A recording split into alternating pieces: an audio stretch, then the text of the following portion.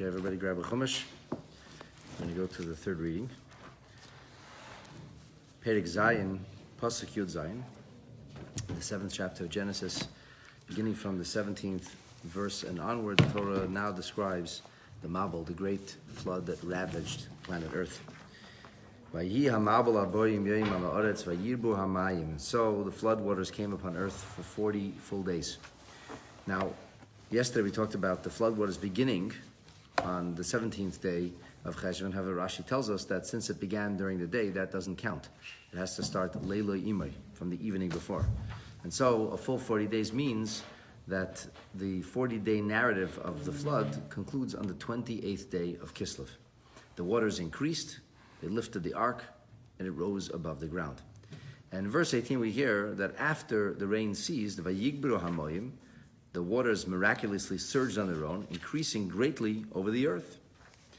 The Teva, the ark, drifted on the surface of the water, and Rashi explains to us that it was 11 cubits of its height remained submerged entirely that were beneath the surface of the water. The waters surged exceedingly high over the earth, over all of the high mountains, and everything under the heavens, so to speak, was covered. And the emphasis here about being it on the mountains is that the mountains were covered and the waters surged 15 cubits above the mountains of the range of the Ararat mountain range, which is the highest mountains in the region. There is an opinion that the Mabul was only on Chatzi Kader Ha'elyon, on the, what we would call the eastern hemisphere, not the western hemisphere. There's an opinion that no humanity had made it yet to the western hemisphere. And so everybody who lived in the Mesopotamian cradle or beyond was under this deluge. There is also an opinion that in Eretz Yisrael itself there were no geysers and no rain was falling. So in Israel, the rain that came came from the sides, from the other countries around them, but not actually in the land of Eretz Yisrael. Bottom line is it made no difference. Everything was covered in water, and as a result, beginning from verse 21 now, Vayigva kol basar, haremis al haaretz, all flesh that moved upon the earth perished. Ba'if uva behema, be it winged creatures, birds, fowl, or animals, b'chai or beasts, v'chol hasheretz al haaretz, anything creepy that crawled upon the face of the earth, v'chol ha'adam, and this also includes all of humanity. Now, interestingly, Rashi does not comment on this verse, but it piques our curiosity. We have kind of things in a certain order. Vayigva kol basa. Why does it only tell us about the perishing of all flesh here in verse 21? The Bechor Shur tells us because everybody who had enough intelligence ran to the high mountains, ran to high ground. Animals ran to high ground. People ran to high ground. It didn't help them. The waters surged. We'll hear about fish in a minute. Very good question. So, Gvia, incidentally, perished, according to the Ibn Ezra, means to die swiftly. There was no, once the waters reached, there was no contest. Why in this order? So the Malbim maintains that this is connected to the strength or weakness of the animals. He says the weakest of the animals are birds. And so the birds perished very quickly. The animals shortly thereafter. And then the beasts who have the most koyach, they didn't last that long either. Even though they had run to the highest mountains most quickly, they eventually perished also. Even the creepy crawlers who could hide in or creep into different things which should have been protected ground, they didn't survive. V'chol adam. V'chol adam. Why does it say v'chol adam at the very end? It's the last thing we hear about is humanity. Because people have intelligence and people can figure out ways to survive. Maybe some of them built watercrafts. Maybe some of them found a way to outsmart the rains, the flood rains. It didn't help. Nothing helped. Everybody died. Everybody perished. Now, the question might well be asked: why were the people punished? I mean, did they know better? Did they get commandments to do different? You can't punish people without telling them. And most people will tell you, yeah, Sheva mitzvahs, b'nei Noach got the mitzvahs. But this actually is a mistake, because the Bereishis Rabbah is very clear about telling us that Adam HaRishon received 6 commandments. We call it Sheva mitzvahs b'nei Noach because Adam HaRishon received the command: do not eat meat altogether. Or at least according to some opinions, roadkill could be eaten, but you can't kill an animal. Noach was the first one who was allowed to kill animals in order to eat them.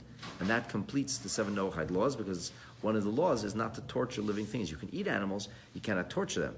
However, with regard to the other 6 mitzvahs, Adam and Chava did receive a commandment about that. And they were aware of it, and the people knew what Hashem wanted. And yet, they rebelled against Hashem, and that's why they were punished. So all life expires. In verse 22, the Torah says, Kol asher nishmas ruach chayim bi'apav. Anything that had a breath of life in its nostrils. Mikol asher becharova. Everything upon dry land, mesu, they all died. Says Rashi, ruach nishmas chayim. He says these are not two different things. It's not that there is a neshama and there's a ruach, a soul and a spirit. He says it means the neshama, shel ruach chayim, the soul of all living things. It's one thing. So nishmas ruach chayim means the soul of living things is what we refer to. All of that died. Asher becharova, emphasis on what was on dry land. Says Rashi, v'lei dogim shabiyam. But the fish, they did not die, as the Gemara in Sanhedrin tells us on page 108. And what happened then? Vayimach eskol hayikum asher al pnei ha'adama. All of existence, all of life, as humanity had known it, as we had known it, which is on the face of the earth, all of this, every living being, everything was liberated from the face of the earth. Me'adam ad behema, from human to livestock. This includes also ad remes, va'ad oif, from reptile to bird. Oif hashamayim, birds who fly in the sky. Vayimachu min ha'aretz, everything was liberated from the earth. Who remained? Vayishar ach Noach, only Noach remained.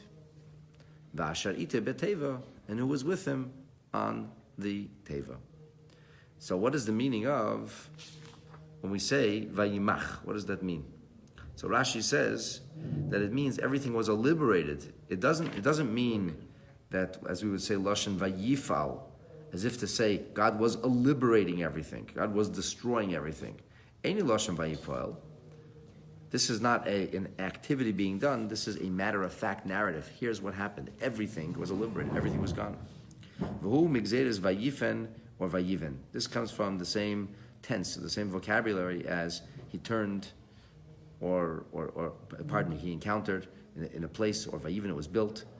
In other words, that here too, the word vayimach is telling us matter-of-factly what happened. Kol teva sheseifa hey. Whenever you have a hey at the end of a word, it came bana, macha, kana. Bana would be build, macha would be liberate, kana would be acquire. Shehun nesen, vav yud bereisha, that it has a vav and a yud in the beginning. Nokod bechirik tachas hayud. So grammatically speaking, it would have to have a chirik, an e sound under the yud, and that's why it says vayimachu. Vayimachu means min hadama, they were liberated, wiped off the face of the earth. So everything's gone. Everybody's gone. Who remains? Ach Noach. Only Noach. So before we go to Pshut Shal Mikra, I'll share with you something interesting. The Balei HaTosfos say that Ach Noach, the words Ach Noach, have the gematria of 79.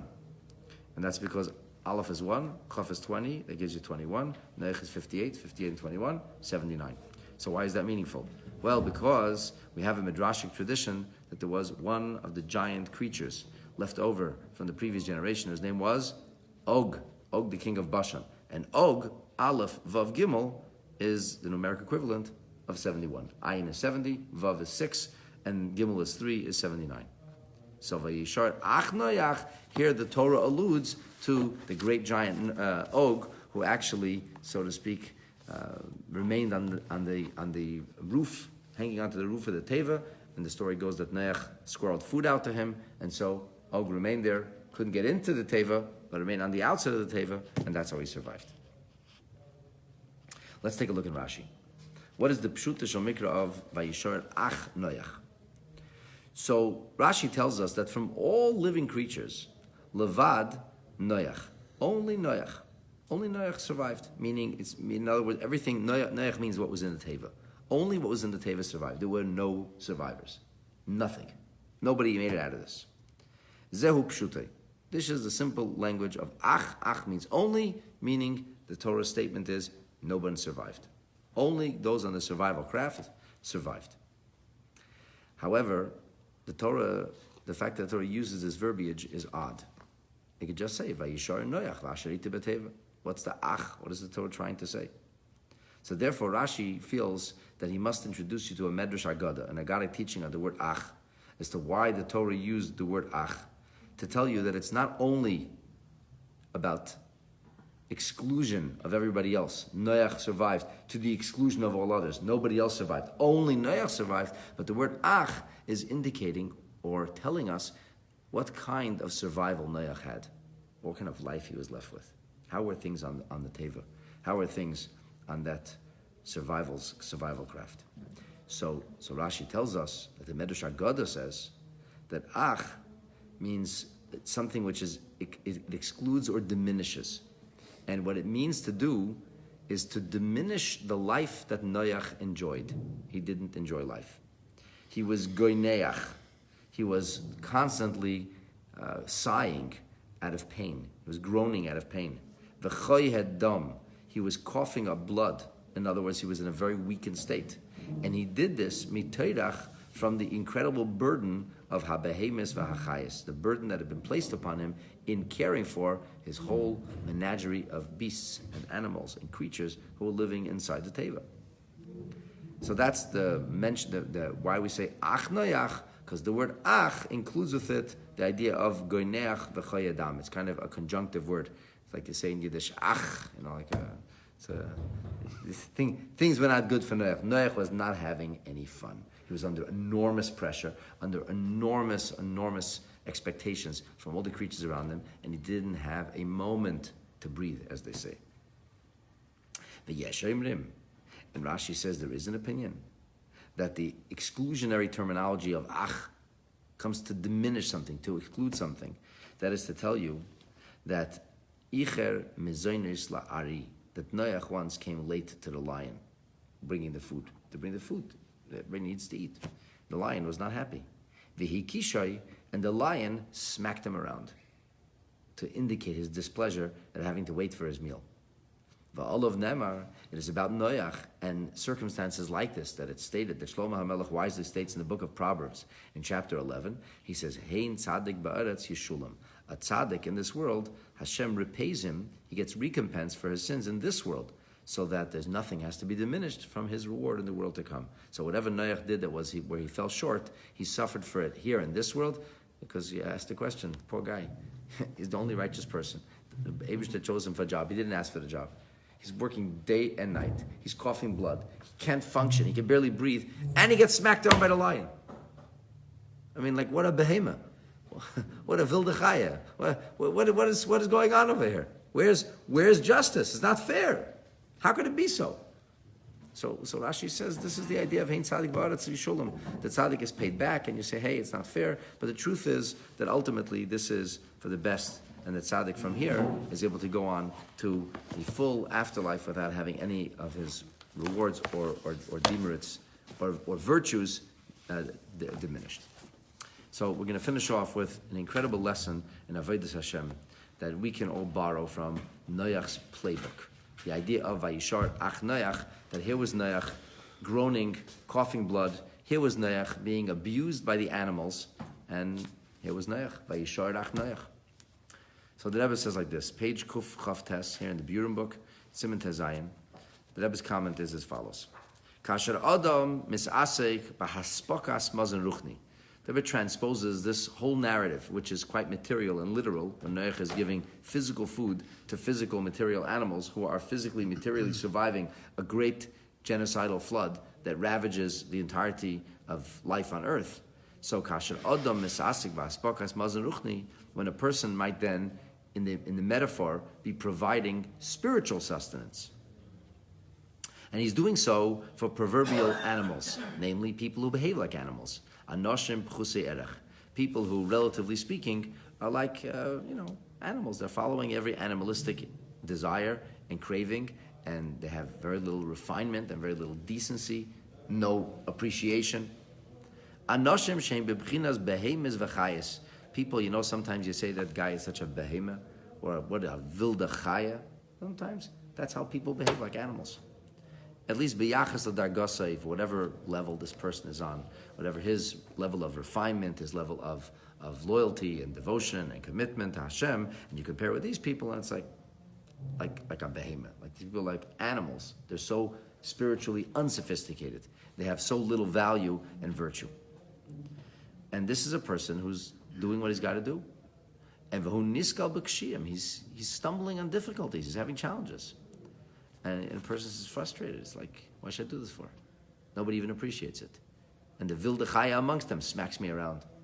They just kvetch and complain. Nobody appreciates anything. So you have to learn from Noach. Noach fulfilled his mission b'chol hamatzavim. He never quit.